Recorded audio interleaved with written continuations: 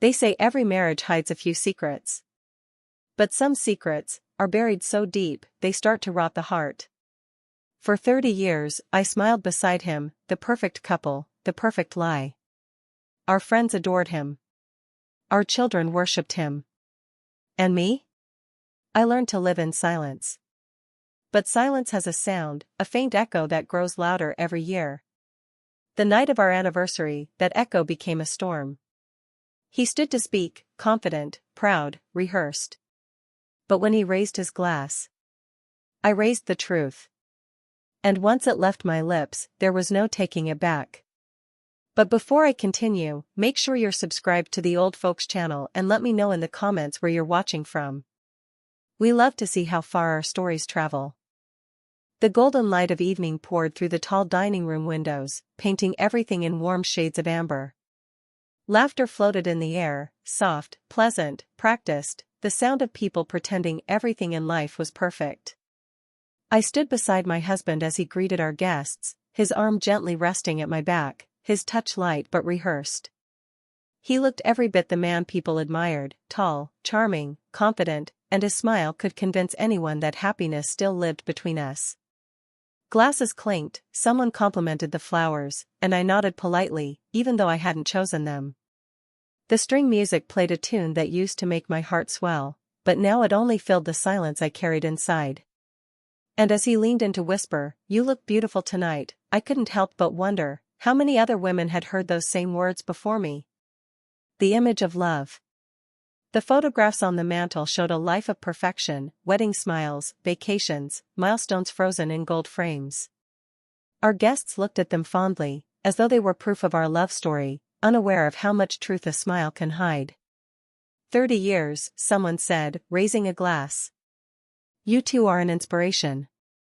My husband laughed softly, the kind of laugh that draws people in, easy, honest, disarming. I laughed too, but my laughter felt hollow, like it didn't belong to me anymore. Behind the sound, my mind replayed nights of quiet dinners, phone calls that ended too quickly, perfume that wasn't mine.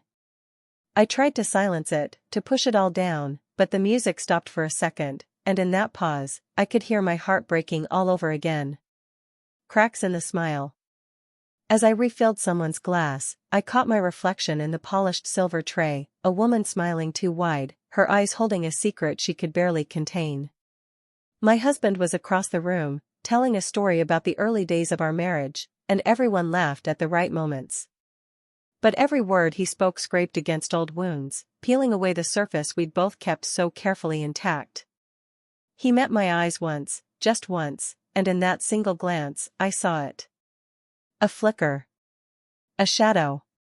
Guilt, buried deep behind the charm. The room was full of warmth, yet I felt cold, like the air around me had thinned. And in that fragile moment, as another toast began, I knew this night would not end with laughter. Mark tapped his glass, and the room quieted. To my beautiful wife, he began, his voice smooth as silk. Everyone turned to look at me, smiling. My face felt frozen, the air thick with perfume and deceit. His words flowed easily, about love, about loyalty, about how lucky he was. But with each phrase, my chest grew tighter. Because I knew what he was hiding behind that smile. As he spoke, I noticed the woman in red smile softly, eyes glinting as if she knew the speech by heart. My pulse quickened. Every word he said was a performance, a script rehearsed to perfection. The guests cheered at his jokes, raising their glasses high, but I could barely hear them over the pounding in my ears. I wanted to scream, to end it all right there, but I waited. I wasn't done yet.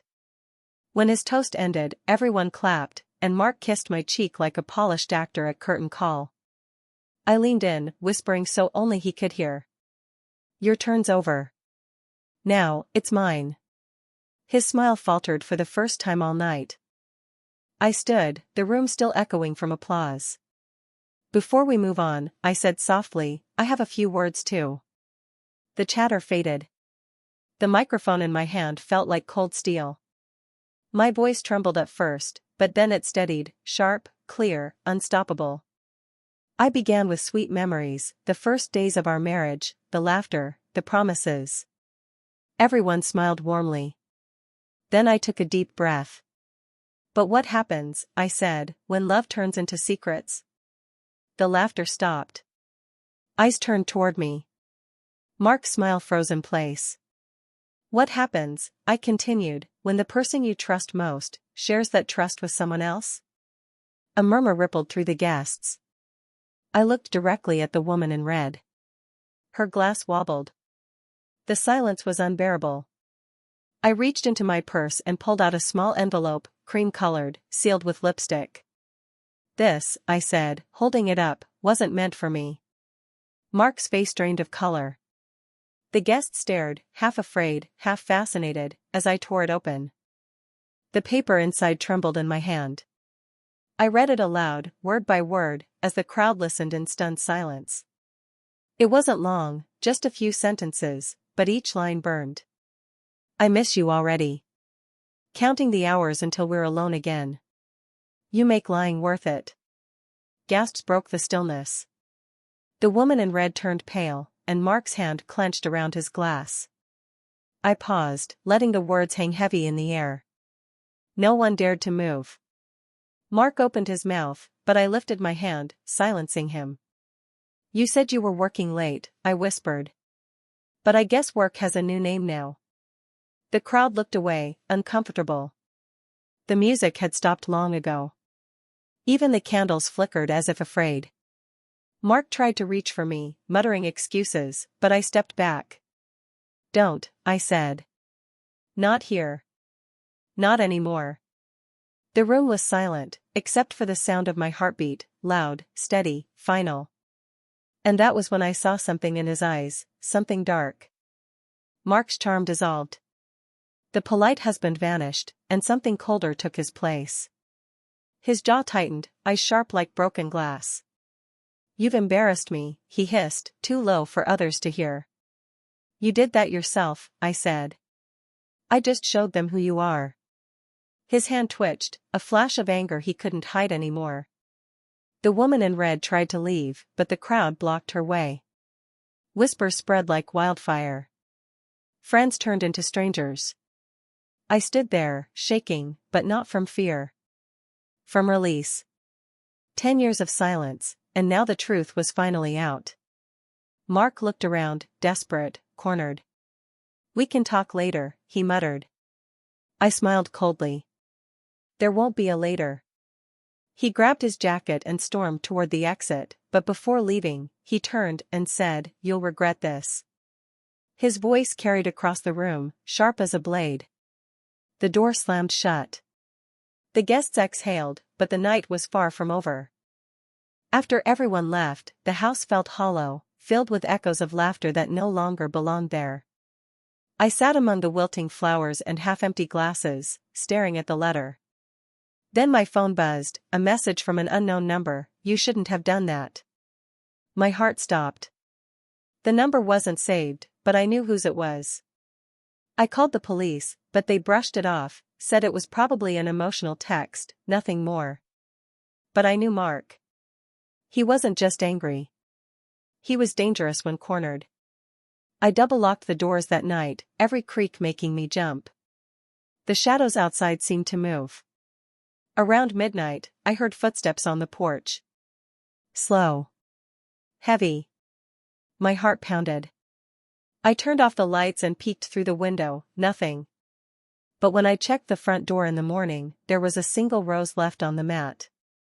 Blackened at the edges. The next day, I couldn't shake the fear. I started checking my phone, my car, the house, looking for anything out of place. And then, I found it, a small recording device hidden behind a picture frame. My hands went numb. I pressed play. At first, just static, then voices. His voice. And hers. Whispering in my living room. Their laughter filled the room like ghosts. They'd been here, in my home. Talking about me. About the party. About what they'd do once I was out of the picture. My knees gave out, and I sat on the floor, shaking. I called his name softly, even though he wasn't there, as if saying it would make sense of the nightmare. But it only made the silence heavier. I didn't go to the police this time. I went to her, the woman in red. When she opened her door, her smile vanished. "We need to talk," I said. She tried to close the door, but I pushed it open. "You don't understand," she whispered. "You were never supposed to find out." Inside her apartment, the air smelled of cheap perfume and fear. She shook as she spoke. "It wasn't just an affair. He told me you were dangerous. That you'd hurt him." I stared at her, realization sinking in like poison. "He lied to both of us," I said. She nodded, crying. "He said he wanted you gone." The words made the room spin. She showed me her phone, messages from Mark, darker than I could have imagined. Plans. Promises. Lies. "He used us both," she whispered.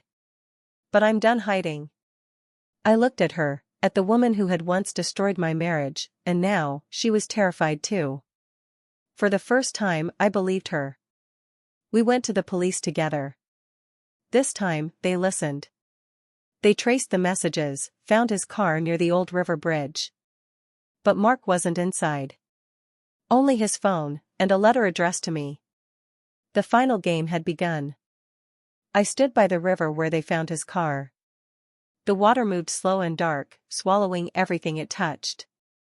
The officer handed me the letter, my name written in his handwriting. I opened it with trembling hands.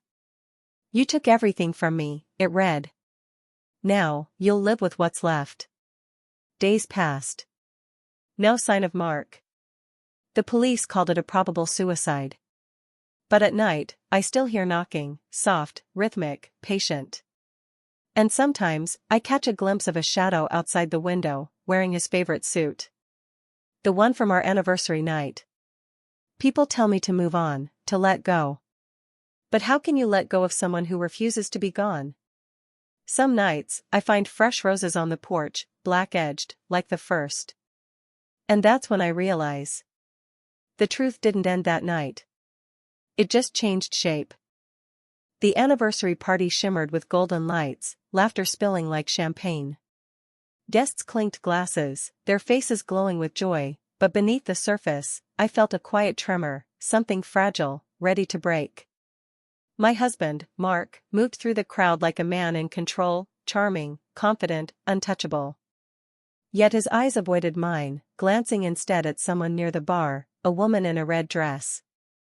I smiled for the guests, but my hands trembled as I poured the wine. Something in the air changed, like music turning off mid-note. I followed his gaze. The woman laughed, touching his arm lightly, too familiar, too easy. My stomach tightened. I wanted to look away, but I couldn't. It felt like watching a secret play out in plain sight. Their whispers disappeared into the rhythm of the band, but their eyes spoke volumes. And in that moment, I realized, this wasn't just my imagination. I felt the world blur around me as the truth began to hum like a low, dangerous note. I tried to steady my breath and remind myself, tonight was our celebration. Our 10 years of love. But when Mark raised his glass to toast, his hand brushed hers again, and the room seemed to freeze. My smile cracked like glass. And deep down, a voice whispered, "Tonight, you'll find out everything." The day after, the flowers from the party began to wilt, but I didn't mind. Some endings are supposed to fade, quietly, without applause. He never called. He didn't have to. The truth had already spoken louder than either of us ever could. I still wear the ring, not as a promise, but as a reminder. That silence is not peace. And sometimes, love survives not through lies, but through the courage to finally let go. Because the hardest truth isn't the one you speak. It's the one you live with.